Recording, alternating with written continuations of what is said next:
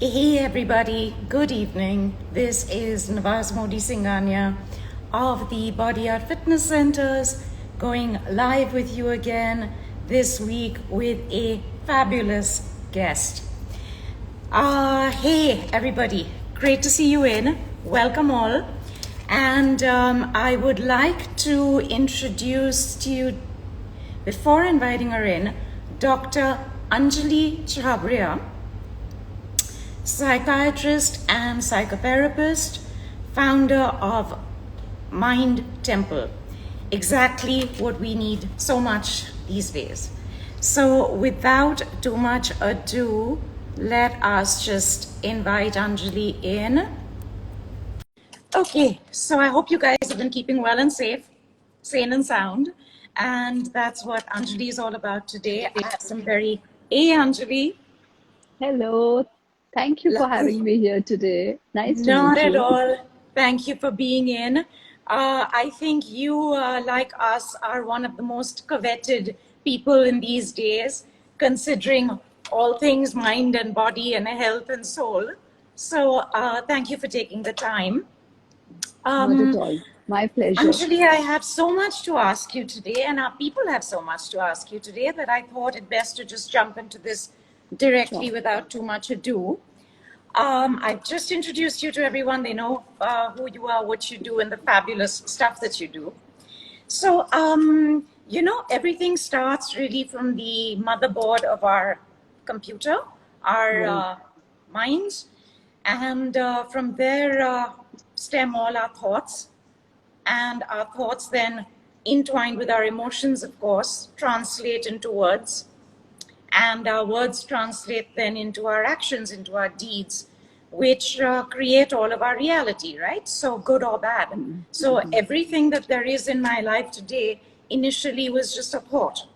uh, Absolutely. the work I do, who my friends are, who I may be married to, what I'm engaging in, having you with us today on our live, every single thing, right? True. And disease, therefore, also, dis-ease does, I'm sure you'll agree, start in the mind and then it maps into the body, emphasizing the great importance, once again, of what you do. So, on that note, I wanted to ask you a few questions. So, mental health concerns are very evidently more and more common in these pandemic days, of course, more than even previously so. And even in very otherwise mentally sound, solid, healthy people. Right. My question to you is, what are the signs and symptoms of the start of these sort of mental issues, and how can one, self-regulate or self-eliminate them to begin with when they're minor? Absolutely. Thank you. Thank you for asking me such an important question. Because the earlier we recognize signs and symptoms, the faster we can deal with it. And these days everybody talks about building immunity. But if you are feeling immune within yourself, you can definitely translate it outside.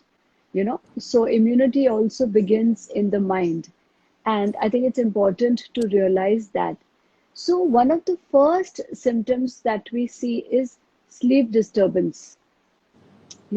People just say that, oh, I did not wake up fresh today, and I was finding it difficult to sleep. Or every time I go to sleep, I have lots and lots of thoughts, or my sleep gets interrupted. So it's extremely important to recognize that first sign or first symptom of insomnia, whether it's late night insomnia or early morning insomnia or just disturbed sleep, you know. And what we must do is not rush towards sleeping pills, you know, or drink alcohol so that I will sleep well. I'll have a glass of wine and go to bed. I may occasionally, you feel like having a glass of wine, I have no problems. But if you resort to alcohol on a daily basis to go to sleep, and then as soon as you wake up, all you want is coffee to keep you awake, you know, then what happens is you go into this disturbed cycle. Of course, anxiety is something that a lot of people are feeling today. Anxiety about your own health, about loved ones. There are so many of us who've not met our loved ones. People are losing their jobs, loved ones, as well as, their sleep and their inner peace because of lots and lots of problems that are going on. So, anxiety is another symptom that we must deal with. And yes, the other common thing, which is really common, is depression, a feeling of sadness or not being able, not wanting to do anything. When you wake up in the morning, you don't feel motivated enough. You just want to lay in bed. So these are some of the symptoms that people may be feeling today more so than ever. And it's important to first recognize these feelings, to be aware of what is happening to you in your mind, and to not be in denial that, oh my God, I exercise every day. How can I feel anxious? Or how can I be depressed? I'm so strong mentally. I've dealt with so much. So if I recognize that, yes, even I can be anxious, I'm a human being. I mean, these days I tell everybody that, you may have taken the maximum precautions, but you may still get COVID. So similarly, to bring a similarity, anyone can feel anxious, can feel depressive, or can have repetitive thoughts, or overthink, can overanalyze everything and feel bad about, I thought I would be here, but I'm not here today. And that could be the beginning of a never-ending spiral. And then how do you self-regulate these things? How do you correct these things?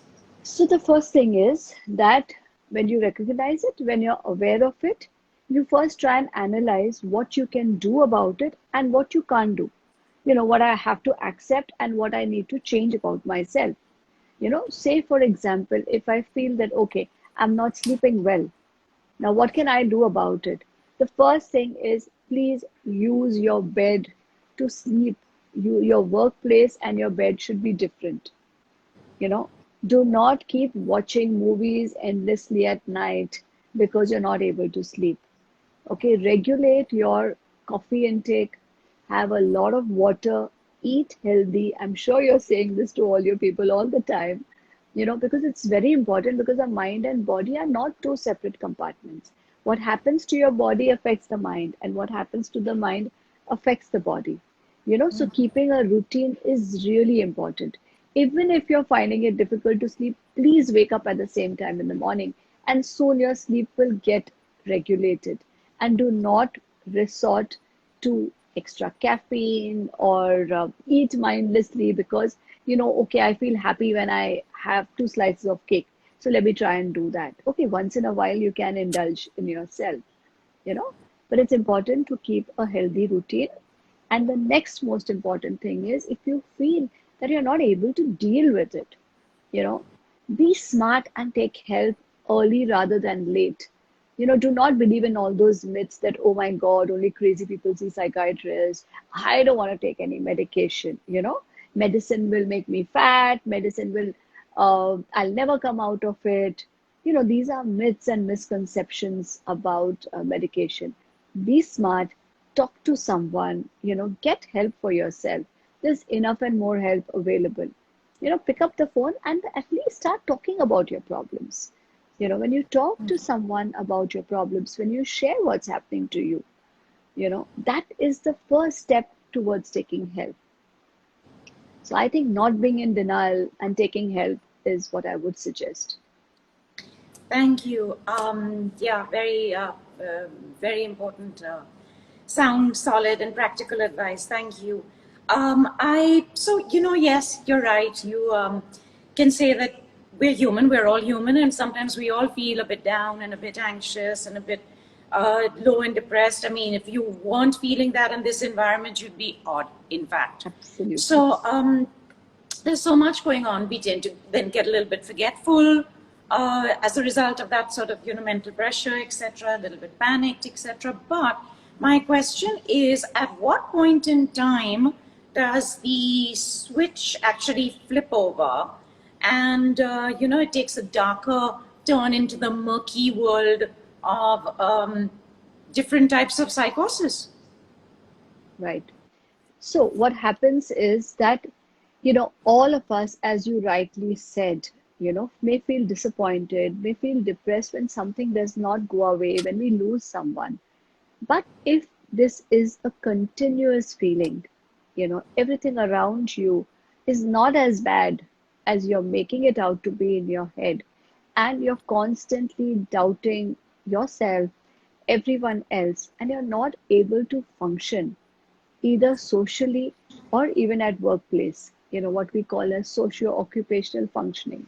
If that is disturbed, if you're not able to sleep well, if you're not able to wake up and do even simple things like, just be around your family, even there you're constantly feeling, a kind of self-loathe, hatred, you don't like what you see in the mirror, you're constantly worrying about things which everybody else has accepted, or at least is dealing with, that is a time to say that, oh, maybe there is a circuit in my brain which is not functioning the way it should, you know.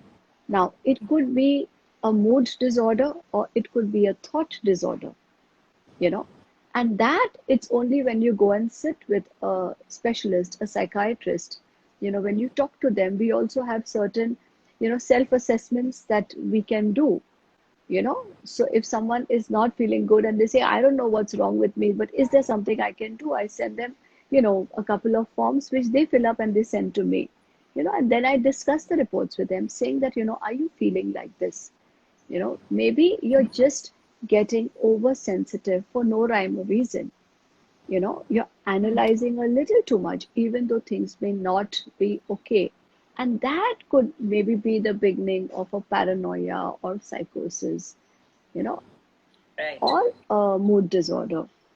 Right. Thank you. That was very nicely explained through. Yeah. My next question kind of jumps the page a little bit. And how is it that some very mentally unsound people manage to come off looking so sound to many people? And they seem to kind of put on different faces, they seem to put on different masks. They become very chameleon like. When Right. you talk to three people they about the same person, they will all compare notes and say, hey, we seem to be talking about Three three different different people. people and not the same person Right. at all. So, they kind of move more into predator mode rather than victim mode, and the others need to watch out for this. Um, yeah, so how is that cover maintained, and how do we get smarter to that? So, what you're talking about is somebody who could be either a personality disorder or have some psychopathic tendencies, and these people may be manipulative and they may know exactly which cards to play with you to get their job done, and what happens is that so they may be superficial, so superficially they can keep going and get their work done, but it's just when things become too much, you can't fool everybody all the time. So it's like, as you said, if three people get together and say, oh, but he said this to me, or she said this to me, or she didn't say this to me, that's when people start thinking and saying, is there something that we are missing?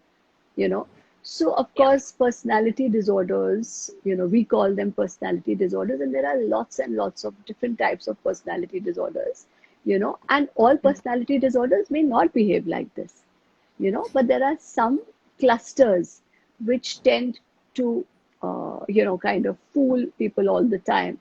But of course, what we need to do is, when we understand that there is someone who is taking undue advantage of us, who is trying to manipulate us, or it's a one-way relationship, whenever whenever they want something from you, they are going to be at their best behavior.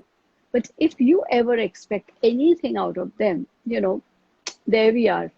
It's like Right. shutters down. So I think Right. people learn. Yeah. I also realized that an important point, it's not a question really, it's just an important sharing. I had more recent occasion to realize where I was up very close and personal with a major head case, and break it down, analyze it, have support, etc. But that made me reflect back upon other personalities in my whole life that I've dealt with, which we don't analyze and we don't think much of. I mean, if somebody's troublesome, if somebody's just like weird, you just kind of usually say, to hell with you or whatever, and you just get out of that space and you don't dwell upon it. And there are so many of those that come back to me now that, oh my God, I had these sort of instances with so many people, didn't give it any credence, didn't give it any energy, and moved on till you really had to. And that's when you realize that there are very many more of these people generally around in our close spheres even than we think. True. They are very snake in the grass. They're very around. So it's an important point, yes. Anjali, could you explain to us exactly what the difference between a psychiatrist and a psychotherapist is? So, a psychiatrist is someone who has a medical knowledge. So, for example, I've done my MBBS first and then I've done my MD psychiatry. So, it's a medical branch completely. So, we understand the brain, we understand what are the neurocircuits in the brain, what are the areas of the brain, what are the neurochemicals. So, our understanding is based on that. And what we realize is that, for example, everything may be around me, may be fantastic, but yet I'm feeling things in a certain way. And that's because of some disturbance. So we are trained to give medication. Now, if you look at a psychologist, okay, a psychologist is someone who would probably do a MA degree, a master's degree in psychology. So they understand behavior patterns and they understand human interactions. Now, psychotherapy is a form of treatment where we are trying to help people, with or without the use of medication. There are different types of psychotherapy. So one of the psychotherapies is, trying to get insight into your issues. So to begin from where you left, saying that, okay, I was dealing with all these people, and you've suddenly thought of it. So if I had to talk to you, I would ask you how you feel about it. What are the memories that you've attached? And I would help you to divide it in such a way that, okay, that was that person's problem and you don't need to deal with it. So that is a kind of psychotherapy, and there are different types of psychotherapies that we use depending on what the opposite person needs. Well, this is neither here nor there, but I just want to share with you that with what you said right now, I learned very early in my life that often times you need to kind of cut the limb to save the life. And the Absolutely. limb grows again fast if you do that, which means that I don't hold it. I genuinely don't hold it. I don't hold anything negative against the person. Even my enemies, I'm feeling good about them. I'm not dwelling. I'm not bitter. Blah blah blah. Hmm. But yeah, sometimes I guess this particular incident I'm referring to got under my skin to the point where I said, no, I need to study this. This is much more psychotic. This is much more a head case than otherwise. And I'm really glad I did. It's a fascinating field. It's fascinating what you do. I mean, it's very sad and it's very it's terrible, but it's also very fascinating from the scientific and from the study point of view. And No, really that's take to it from that. absolutely. And I think the biggest joy I get is when I see someone doing well. If somebody's come to me with so many issues and and if I start my day with a person saying, I'm really feeling good today, I said, you made my day because that's what Yeah. makes me happy, you know. Super. Okay, Anjali, to what degree are mental health related issues rooted in our early years, in our upbringing, in our childhood, in the manner in which we were parented, in interpersonal family relationships, the actual dynamic that works, and in our family of origin, I mean, with reference to our formative years, and even education or the lack of it. What impact does all of this have on how we turn out? So what happens is the first thing is your own genetics, you know. So our genes determine a lot of who we are. Okay. And then, of course, our early childhood. Is my puppy disturbing you? Is the Just a sound wee coming bit, I'm through? sure he'll calm down. Okay. Otherwise, I can go and get her. Okay, let's see. We'll see that. So, what happens is it's first our genes. Okay. I'm just going to carry her back here if you don't mind. No worries. Yeah, yeah, she's right here. Okay. Cool. Sorry. May have Sorry wanted about your that. attention like all of Yes. your clients do. Okay, sorry about this. No worries, So, happens. so what Yeah. happens is, so first is the genes, and then it's how we are brought up. So, when parents ask me what can we do for our kids, the first thing I tell them is, if you're emotionally calm, your child is going to learn to be that. So whichever school we send them to, whatever we give them or we don't give them, I think it's very, very important to give our children a calm childhood and help them. I'm not saying be unrealistic, help them to deal with whatever happens around us in a relaxed manner. So definitely, of course, then the third thing is what we observe in our houses. So for example, if you see a parent even reacting to a cockroach, that is what the child learns. Or if you see people dwelling on negative relationships, oh, this one did this to me and that one did that to me. The child also learns to be fearful, to be anxious, to not trust people, or to over trust people. If you've grown up in a child with a childhood where everybody has been nice and sweet, then you often wonder how can people be bad, you know? And then, of course, it is our own experiences, what we may go through. As kids, we are hearing of so many, people losing a parent. So obviously, even if they've had a good genetic background, a good childhood, but if they've lost parents today, of course, they're going to be scarred. And all this, and along this, our own chemical reactions, our own hormonal reactions, all this amalgamate together to give us either a good emotional life, okay, or a disturbed emotional life. Right. Thank you.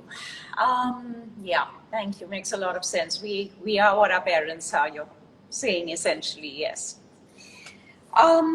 Okay, so Anjali, is it true that once one has had severe mental disorders of Right, extreme sorts, I'm not just talking of the, mild right, anxiety and depression and right. what's happening these days. I'm talking of severe psychosis of extreme nature, whether it is Hmm, categorized in the domain of schizophrenia or bipolar or right. narcissism of various sorts, various classes, various cadres, or whether it's sociopathic, psychopathic, or whatever, it usually is a cluster B personality disorder, right? Many things kind of overlap one into the other. It's not pure this or that very often.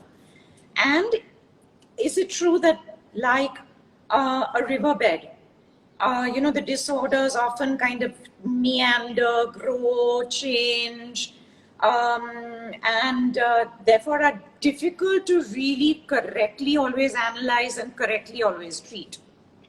So actually what you've spoken about is, two classes. So we've spoken about personality disorders. That may mean that a person is, taught to behave in a certain way. Okay. Whereas if you have a thought disorder or a mood disorder, thought disorders mainly say schizophrenia. And if you have mood disorder like a bipolar disorder, now they are because of certain neurocircuitry imbalances in the brain. So they can be corrected with medication. Now, what happens is people often do not want to take medication or want to stop medicines. So it's exactly if I was suffering from hypertension or diabetes and I decided to stop my medication, I will get derailed. So in some of these disorders, all you need is a maintenance medication. Say in schizophrenia, there are tablets that you need to take just once a week or injections once a month, and you could be maintained. Similarly, with bipolar disorder, also you need to take, say, a mood stabilizer, you know. And what we see is often is that when people do not take the medication, their personality gets affected and they may come across as brash people taking rash decisions, and or abusing alcohol, drugs, etc. And because of that, everything tends to get mixed up. They may have bad relationships, which may end in not a nice manner.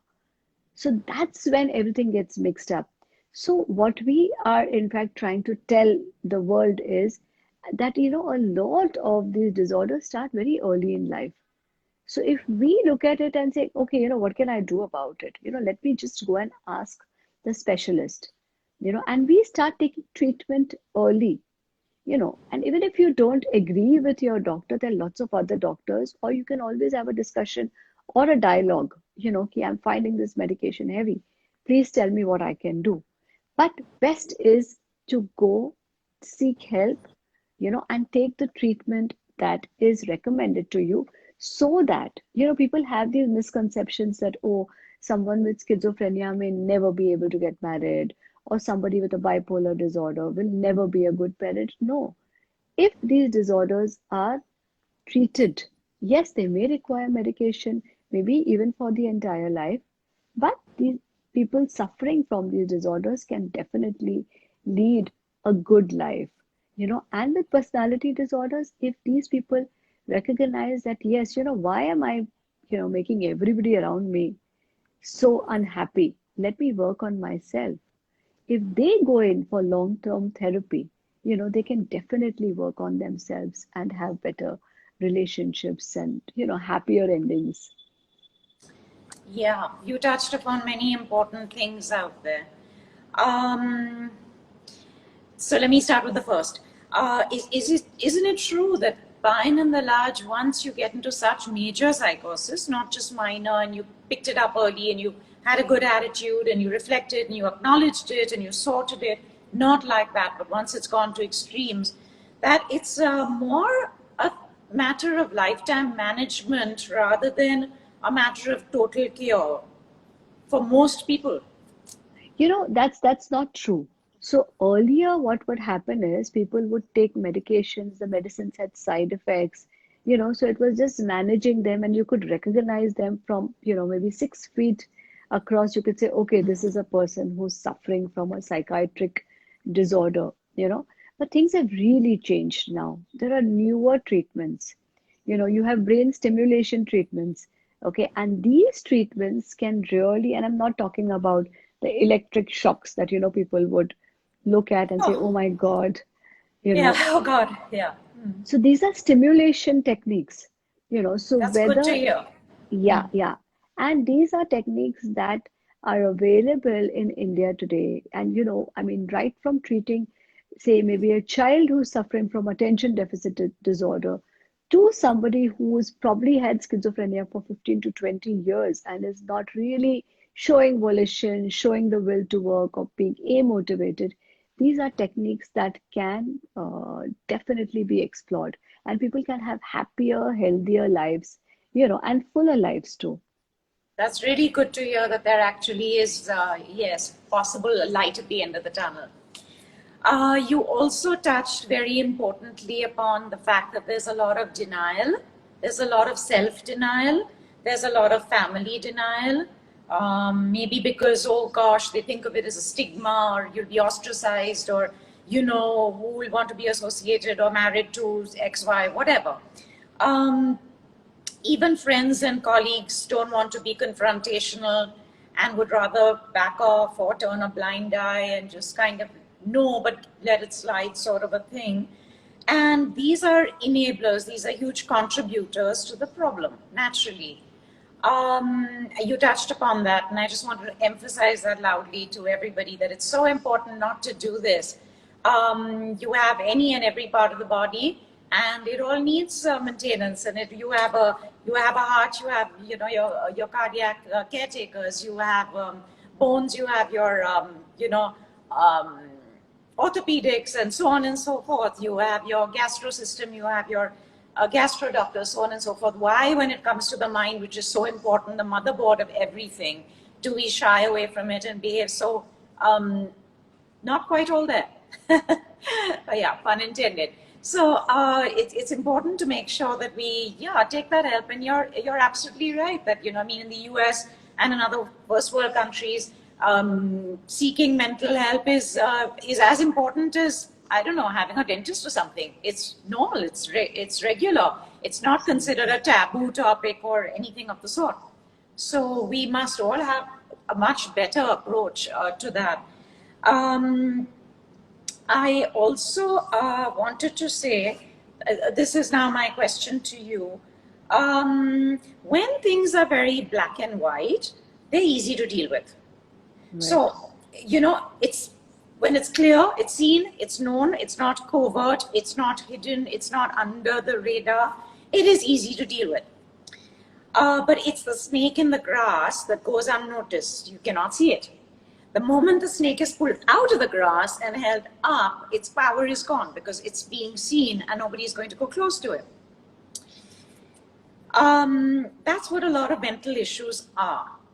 They are hidden, they are covert, they are hoodwinked, they are, all of this manipulation and all of this tends to happen. These toxic patterns and this psychological abuse is not something that can be clearly pinned out or clearly called out or, accepted. There's a lot of abuse, there's a lot of manipulation, there's passive aggressive sort of behaviors, and these sort of psychological damagings are known to be more harmful than even physical violence now. Absolutely. Those scars don't go, whereas physical violence scars will go and can be proved. You'll get support for it. But for psychological abuse, there's nothing to show for it. I can't show that, this, whatever, Right. So there's a lot of lying, there's rage, there's inflicting severe, torture on others, extreme self-centeredness. As you said rightly, there are these sort of people are not able to maintain healthy relationships. There's a lot of blame, there's a lot of projection, physical violence, even threats of suicide or suicide itself, for guilt tripping and all sorts of things. Right. And I think the first thing is just for people to be very, very conscious and aware of it, to be able to see it for what it is, to, Absolutely. get rid of the mental dissonance and clearly see a thing for what it is. Put on your 20/20 vision glasses, don't wear rose-colored glasses, and get your headspace sorted when you're just in situations of this sort. Because I think they're very, very rampant, much more now than earlier. Perhaps because Absolutely. of the environment, definitely. So Yeah. that's not a question really, that's just a Yeah. observation, that's just an alert that I'm putting out there. I think half of these problems, Nawaz, don't get addressed is because there's a lot of shame. How do I talk about this? So I think it's time to put the shame down and saying, no, I must talk about it. Let me reach out to a friend, let me discuss this. Because people feel, oh my God, am I complaining too early? Am I supposed to tolerate all this? Everything else in my life is great. How can I talk about my family member? Or how can I talk about me being weak? Yes, no, You you're know? absolutely right. You're 100% right. And that I think is entwined with other issues. Issues of, the person is playing you. They will do all this crap, but they will also pull back and be very nice from time to time, or Yeah. half nice from time to time, or kind of breadcrumb you, give you a little bit to feel okay about, or cause that mental dissonance, cause the confusion. They play you very well and they know exactly what they're doing. The other issue is a person's own addiction to Yes. that person.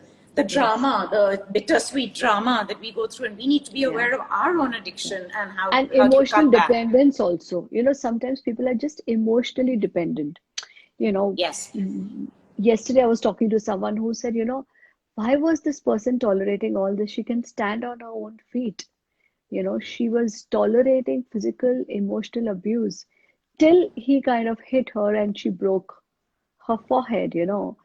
That's what it took her to get out. So sometimes right. there's a lot of psychological games that go on where even the person who's abusing kind of convinces you that, you kind of, you asked for that abuse, or it was your fault. They guilt trip you, Yes. right? That's the projection. What I am, I will Yes, project on you. yes, yes, yes. And outwardly, they may be so nice that you start doubting yourself that did I do something wrong? Maybe it So was my very fault. often they're very gentle, soft-spoken, Yeah, seemingly kind, doing a lot of philanthropic work, and they'll wear that yes, facade and that mask, which makes it very difficult for us to believe it, and for the other yeah, people we're trying to get garner support from also to believe it. It sounds very unbelievable, and that's a lot. That's all the yes, whole garb and the manipulation that is very much. How shall I say? Very much contrived, yes, yes, right? yes, yes, Yes, and I think we just need to be aware of these things and talk about these things more and more, because it's yeah, very evident. And a large part of why people don't talk about it also, Anjali, is because I think others would turn around and tell them that if you agree with me, if I get you to agree with me, maybe I'm in bigger trouble, because then you're going to tell me that you're a fool. Why are you not getting out of the relationship? Why are you right. stuck in it for so long? Right? And Absolutely, if I'm not absolutely. ready to get out of it for whatever Nobody can reason, do it. Yeah, whether it is, as you said, emotional dependence, or my own addiction, to the um, whatever, to the abuse, or whatever it might or be. maybe just a fear of change. Sometimes it's just a Hmm. fear of change, Right. or my need for pleasantness. I believe that everything around me should be pleasant. So how can I kind of, how can I move the cart also? Correct. There are Forget many, toppling it. yeah, there are many wheels within wheels out there. So that is why I'm a firm believer in, you put the spotlight on the thing, then it's seen. Yeah, So I'm just kind of saying a few things also, because it should be known for the sake of being known. That's the first step in right. at all resolving anything, right? Because otherwise, Absolutely. yeah. I did something I learned from my father very sharply, being from a legal family, that you have to pull the snake out from the grass. You have to shine the spotlight on it. That is when the deception and the magic, or the spell, is broken. They can't do True. it anymore. Just the fact True. that you call it out. So, yeah. And there is a lot of victims, as you also pointed out here in a smaller way. There is a lot of victims victimizing themselves further. I will feel guilty. I will question myself. I will try and protect the abuser, saying, no, actually, they had a tough day. They have a tough Yeah, life. yeah, They are put yeah. doing so much. They had a horrible time at work, or, so on and so forth. So, and even the abusers playing victim themselves Yes, all the while, this yes, victimhood, and yes. bichara me, and I mean, nothing Yeah, goes right for me, yeah. and the whole world is against me, and no relationship works for me, and everyone's out to get me. The world is a big bad place, sort of a thing. So yeah, I think we need to be aware of that. So the other thing, Anjali, is that these days, with being in more in lockdown mode, and more in at least very careful mode for everyone around the globe, and therefore not being more in the real world but more in the social media world and space, please say something about a lot of negative, toxic personalities breeding, feeding online, getting their victims online. Could you shed some light? How much do we Right. trust these innocent looking, wonderful, beautiful faces and names, and all of that? No, I think it's very important to understand that there is a real world and there is a real world, and to also keep your real connections ongoing, your friends Yes, who of are course. there, who have stuck to you through lockdown, who have been there for you, when you got COVID or you did not get COVID, whatever it is. And at the same time, it's also important because, it's very easy to put up a garb online, because people cannot see you. You cannot even see the body language of the person. And especially if you're chatting with strangers who are manipulative, who know exactly what to tell you, and so what happens is that, you may be completely manipulated, and you may also just get attached to these people because they are there to just reply back and they know exactly what to say to you. And because of that, you do not even realize it that you might actually become dependent on those conversations. You're not having a relationship with a person, you're having it only with a gadget, you know. So it's important to understand that. And it's also important to take a few holidays from these gadgets, you know, because before you know it, you get addicted to the good mornings and the good evenings and the, you know, and those conversations, you know, Yeah. which may just be there, you know, for some Yeah. time. Yeah. So I guess I say this from a space of knowing that there are a lot of, and we all know that there are a lot of people out there who are looking for um, a relationship, looking for love, looking for companionship, so on and so forth. And the face of the person you're seeing may not be theirs, their name may not be theirs, Absolutely. everything that comes out of their mouth is contrived, is a lie, and Yeah, is invented just to hook you in, right? absolutely. Yes, It yes. is, And we've, it's the perfect bait. I mean, real people don't go online. Real people are there one on one with you, face up. They've got nothing to hide and no mask to wear. Of course, absolutely. COVID times is different for safety, Mhm. but otherwise, yeah, it's an important realization. Um, so, what actually happens, Anjali, when you, I think many of us are up against this, when you know somebody very closely for very many years, you've had, an old close friendship and you've known each other, I don't know, through whatever, college Right. days, school days, Hmm. whatever it Hmm. might be, you kind of grow up together, life moves forward, they're very sound, they're very solid, they've been there for you, they're happy, they're grounded, human beings. And suddenly, over a period of time, you find, even now in triggers like COVID days, you suddenly find that, hello, what's going on? I mean, one incident after the other makes me feel like you're losing it. I'm not able to get through to you, and somehow you've just totally lost the plot. How does that happen? What is actually going on that we can't see? So I'll tell you, so you know, emotional disorders are most often invisible, you know, and people, because of the stigma that you so beautifully brought up, people are so scared to even discuss it. So people like to put on a mask, you know, but the truth of the matter may be that they are going through a lot of grief, distress, and they do not know how to handle it, you know. So it's very important that if you have a friend who just gets off a WhatsApp group or tends to not be there, you know, please reach out to them. You know, tell them that you're worried about them, you're concerned about them. Of course, we may not be able to meet physically, but it's very important to reach out to them and ask them what's going on.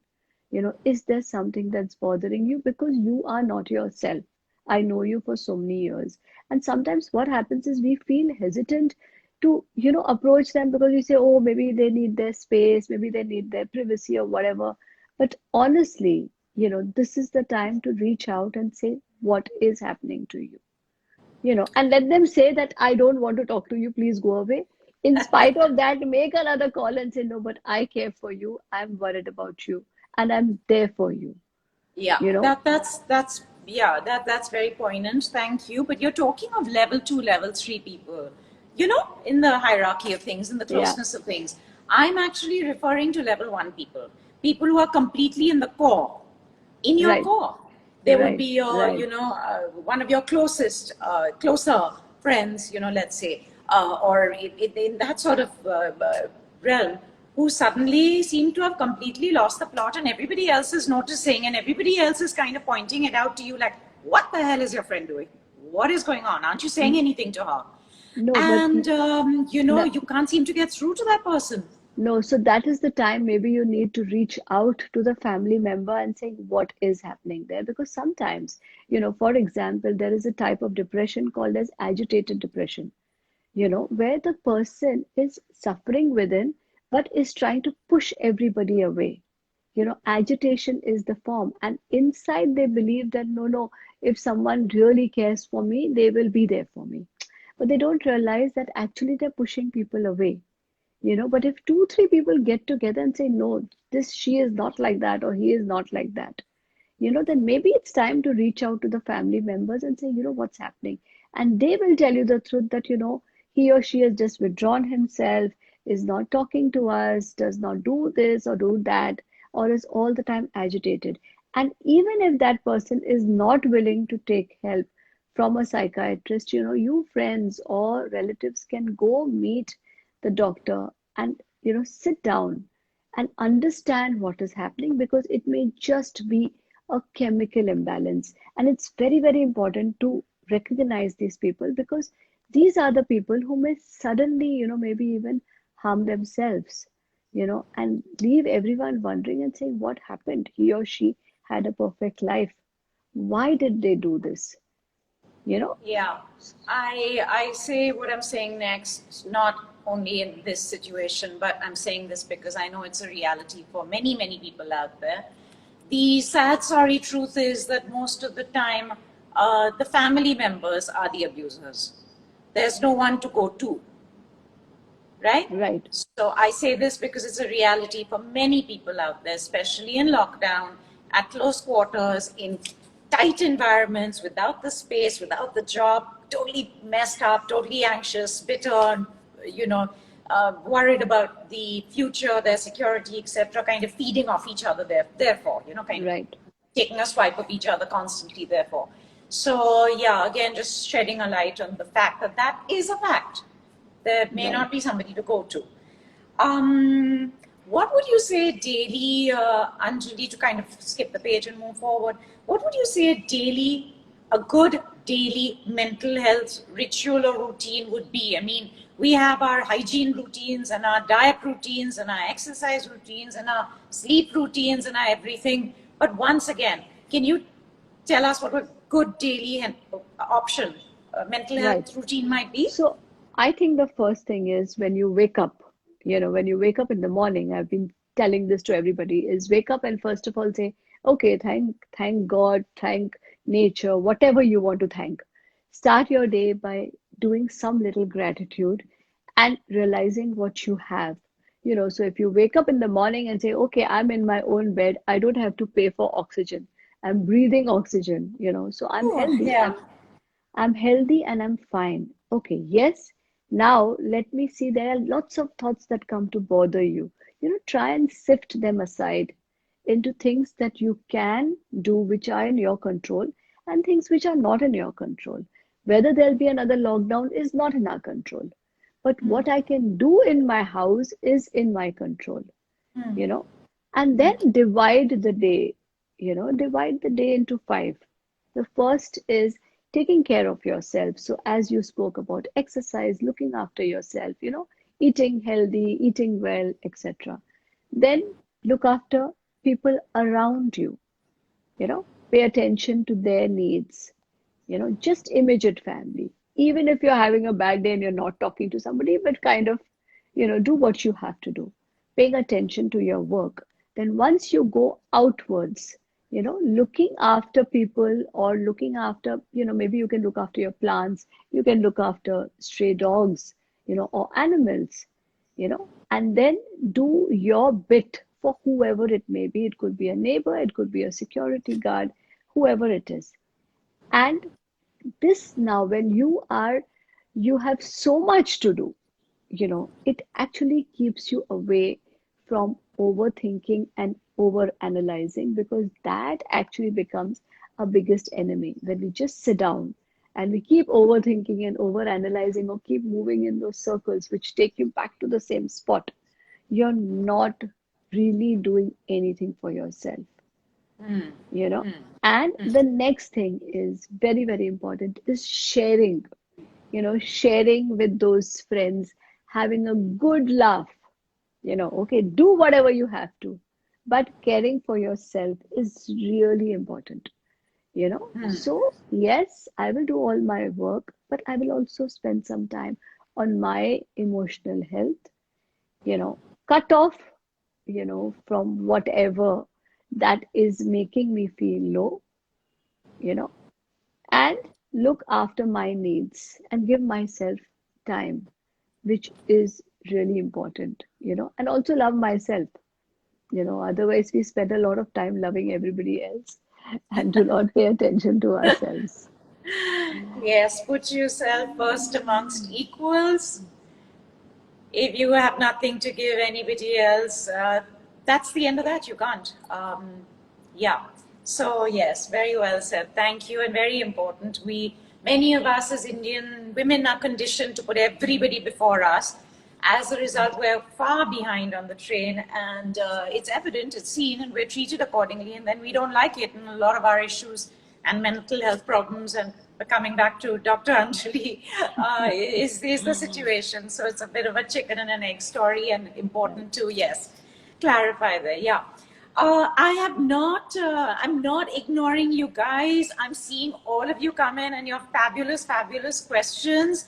I just want to say, Tanish, hi, I'm seeing everything. Carl, Radha, Shimul, Ranjan, Ritesh, Rohit, Dylan, Jimmy, Kamlesh, who else am I seeing? Yogita, hey, Rohit, I'm seeing everybody and all your fabulous questions, but I did not want to detract because I had important things I wanted to talk to Anjali about, and lives don't go on longer than an hour, and I did not want to clip that. But you have fabulous questions out there, and the very important ones. And I want you to know that you can connect with Dr. Anjali Chhabria separately and take them up because they're very independent to us in our own cases, right? So, Dr. Anjali Chhabria, thank you so very, very much for this. It's been very poignant, and we're all going to listen to it over. It is going to be put up on my social media handles, of course, on Instagram, on Facebook, on YouTube. And I just want to ask you to please, once again, share your handles with us out here so we know how to connect with you. Sure.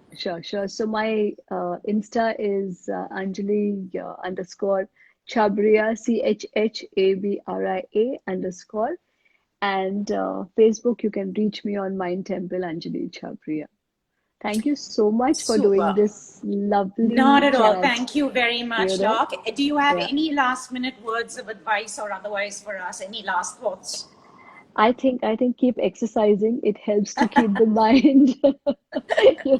I've been watching all You're the preaching lovely to the stuff converted, you yeah. do.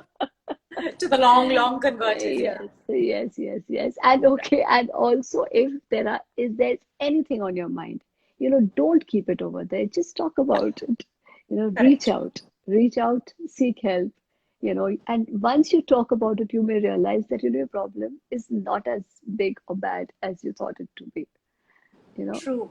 And you share the burden. It feels lighter on the chest, and you get a lot of help and respite from others who've also been through it and don't want to talk about it too. So it really helps you Absolutely. guys in every way. Yeah, absolutely. Very Hmm. valuable.